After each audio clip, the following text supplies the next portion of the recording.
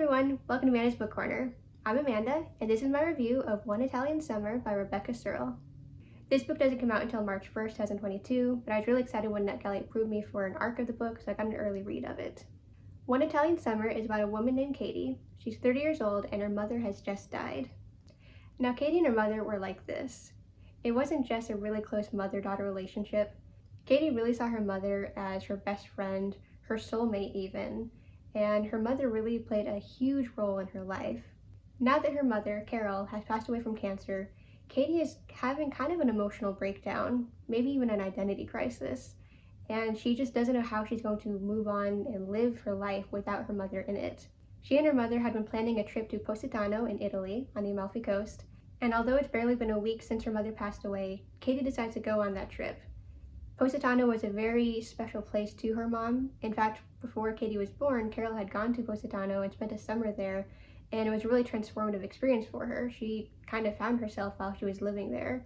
And so Katie has decided that she'll go back there, see what her mother saw, maybe have kind of a life-changing experience of her own, maybe just like her mother did too. So Katie leaves her husband behind in Los Angeles, threatening divorce by the way, and she goes to Positano to get some distance, literally and figuratively. But the weird thing is that while Katie is in Positano, she stumbles across a woman who happens to be her mom, Carol. But the weird thing is that Carol is actually 30 years old. How did Katie get to meet 30-year-old Carol there? She doesn't know, and she doesn't care. She's just really excited that she gets to spend more time with her mom and get to know her maybe in a very different way than how she ever saw her. She's gonna get to know her not as a mother, but as a friend. So I really loved the premise of this book when I picked it out.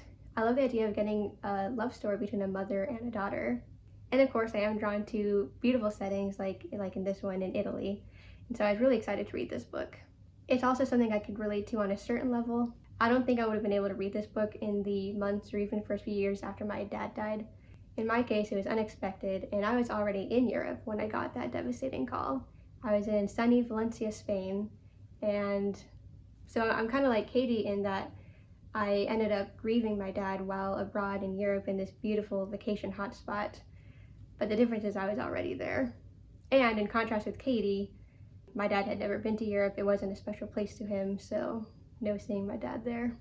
So while there's a lot in One Italian Summer that I was drawn to and that I could even relate to on a certain level, and although it was a very pleasant read overall, there were certain things about it that just honestly really annoyed me. So one thing is Katie. I waver between feeling compassionate towards her and just really annoyed by her. She's a 30-year-old woman, and I feel like she's just completely helpless in life and doesn't know how to adult. She talked about this really close relationship she had with her mother, but honestly, it kind of sounds like she was codependent on her. I mean, she let her mom make all of her decisions for her and choose everything for her. Katie didn't pick out her own clothes. She didn't pick out the furniture that she and her husband had in their house. She had to consult her mom before deciding whether or not she's ready to have kids with her husband. Her mom does all of her cooking for her. She doesn't even cook at all. I don't know, it's just like there's having a close relationship and then there's just being completely dependent on someone when you really shouldn't be at this point. If you're a 30-year-old woman and you're married, you should have your life together to a certain degree. And so that, I don't know, it just really annoyed me. I also couldn't really understand her urge to destroy everything else in her life. I don't know, I mean, if you're in a committed relationship with someone and some tragedy strikes, that should be someone that you can lean on in your time of need. Someone who's there for you and can help you get through this difficult time. But I don't know, with Katie, she decides that she doesn't know if she and her husband are meant to be together. She doesn't have her mom to tell her whether it's okay. And so her urge is to potentially divorce her husband, even though he's done nothing wrong and they never had a bad relationship up to this point. So I didn't really understand that. I mean, I can accept that more than some of my other issues with the book, but it just didn't make sense to me. The other thing that really bothered me about this book is when Katie is in Positano and she almost immediately starts up this potential romantic relationship with this guy at the hotel. I don't know, this doesn't seem like a good time for a summer fling. She's grieving, her mom just died. She and her husband are, I don't know what they're doing, but it kind of feels like cheating, I don't know. But to me, it's just like, if you're trying to find yourself if you're trying to get to know your mom, who is 30 years old all of a sudden, I don't know, I don't see why there's a romance in this book. It just, to me, it detracted from the actual story. And although this new guy, his name is Adam, although he does help Katie in certain ways, I would say, he gives her some new perspectives to consider, and I think he does help her grow emotionally. I just don't know why it had to be a romantic relationship with this guy. I don't know.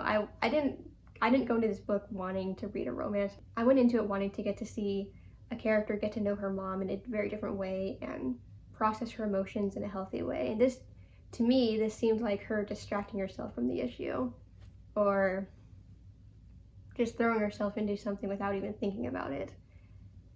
I don't know. I didn't like the romance. I didn't think it was necessary to the book, and I think it kind of just distracted from it and detracted from it. The other thing is I really wish that there was more focus on Carol and Katie's relationship in Positano. Katie often describes how her mom had all the answers and knew everything, and she contrasts that with how Katie is now in Positano, where she doesn't seem to have all the answers and she seems a little bit lost. But I don't know, if you show me the two different Carols, they don't seem all that different. And so I don't really see the stark contrast between the two versions of Carol that Katie sees. I was kind of just taking her word for it, to be honest. I didn't really feel that there is enough contrast between 30-year-old Carol and older mother Carol. And furthermore, I just really wanted to see more of a relationship between Katie and young Carol. I wanted to see them getting to know each other on a deeper level, and I feel like that didn't quite happen as much as I thought it would. I mean, it does happen. It is a part of the book, a very important part of the book, but I feel like it just didn't play out how I wanted it to. And I don't have any answers, by the way. I don't know what I would have changed or what I would have added. I don't know how the author could have made it better. I have no idea. But what I do know is I didn't feel completely convinced by it. It wasn't as compelling as I thought it would be, and I'm not entirely sure why. But there were things I did like about the book. In addition to the general premise, which I thought was interesting, I did like how Rebecca Serle describes Italy and specifically Positano. I feel like a lot of times when a book is set somewhere interesting, it's not really much more than a backdrop. It's usually very superficial. But in this book, in One Italian Summer, I feel like she did a wonderful job of really making you feel like you were in Italy with the characters. She describes this one-way street that goes down the city and then back up. She describes these little hole-in-the-wall restaurants that can only sit a handful of people. She describes these breathtaking views of the city and of the ocean, the azure waters. It's all very beautiful and immersive, and it feels like it's written for tourists in a certain way.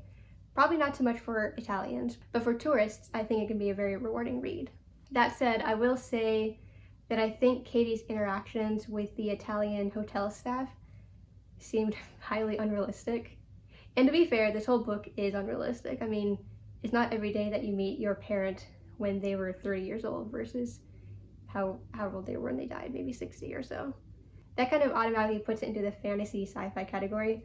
But even so, just the way that the people in the hotel interacted with Katie, it just didn't make sense to me. It's like, I've been in Italy, okay? I've been in Rome and Venice and Florence and Milan, and they never treated me like that or talked to me like that. They didn't treat me like I was their best friend. So I thought that was kind of weird. But I mean, it's okay.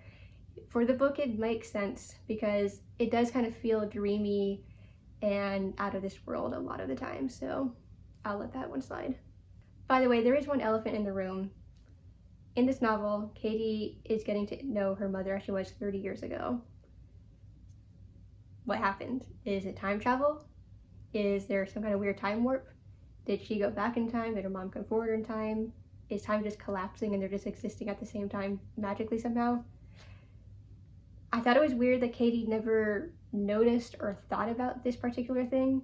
And although there is an answer that you get near the end of the novel, there's no deeper look into it. There's no deeper analysis of how or why this happened. So that was weird. You kind of just had to take it at face value. I would have liked a little bit more of an explanation of how this happened and why, but okay. Also, if I were Katie, I would have noticed what was actually going on way earlier than she did. She spent like an entire week and she didn't actually notice what was happening. I find that hard to believe. I don't know. Like someone like me, I'm not addicted to my phone or the internet or anything, but I would have noticed. Just saying. So it's kind of a mixed bag of my impressions of the novel, but I will say that despite some of the issues it had, I did like how it wrapped up. I think things came together nicely at the very end, and I think Katie was on the right path finally, and I think she was going to be making the right choices going forward. But all in all, it was kind of a mixed bag of things that I thought were good and things that I thought were not as good and could have used some work or some new direction. So in the end, I gave One Italian Summer 3 stars. This was my first book by Rebecca Serle, and I do still plan to go back and read her previous 2 adult novels. I've been wanting to read In 5 Years for the last couple of years, and I also would like to read The Dinner List, so I plan to give those books a chance. I'm optimistic that they'll be more my style and that I might like them more, because I do think she is a good author, and I forgot to mention there were some beautiful lines in this book, so hopefully they'll be more to my taste. We'll see. So I hope you enjoyed this book review video. If you did, please like, comment, and subscribe. And to make sure you don't miss any more of my videos, please ring the bell to get all my notifications.